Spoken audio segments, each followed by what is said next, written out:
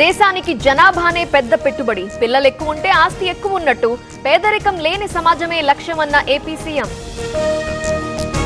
రేపు ఏఐసీసీ కార్యాలయం ప్రారంభోత్సవం, 2 రోజులు ఢిల్లీలోనే రేవంత్ మకాం, కేంద్ర మంత్రులను కలవనున్న సీఎం. నిజామాబాద్ లో జాతీయ పసుపు బోర్డు, మోదీ మాట నిలబెట్టుకున్నారన్న గోయల్, ప్రధానికి ఎంపీ అరవింద్ ధన్యవాదాలు. పిన్నెల్లి సోదరులు దాడి చేయించారు, తురకా కిషోర్ మమ్మల్ని చంపడానికొచ్చారు, పల్నాడు ఎస్పీకి బుద్ధ వెంకన్న వివరణ.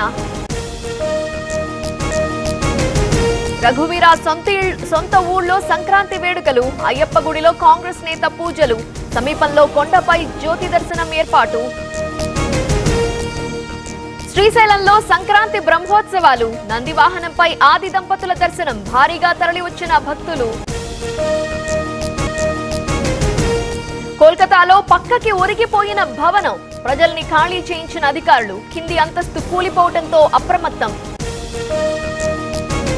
దేశవ్యాప్తంగా సంక్రాంతి సంబురాలు, అహ్మదాబాద్ లో వేడుకల్లో పాల్గొన్న అమిత్ షా, పతంగులు ఎగురవేసిన కేంద్ర మంత్రి.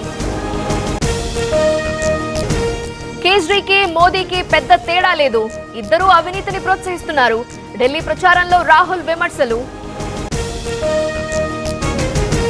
ఢిల్లీలో ఎన్నికల కోలాహలం, నామినేషన్ వేసిన సీఎం ఆతిషి, ఫిబ్రవరి 5న పోలింగ్. పీఓకే ఎప్పటికీ భారత్ లో అంతర్భాగమే, పీఓకే లేని జమ్మూ కశ్మీర్ సంపూర్ణం కాదు, అఖ్నూర్ సెక్టార్ పర్యటనలో రాజ్నాథ్ వ్యాఖ్యలు.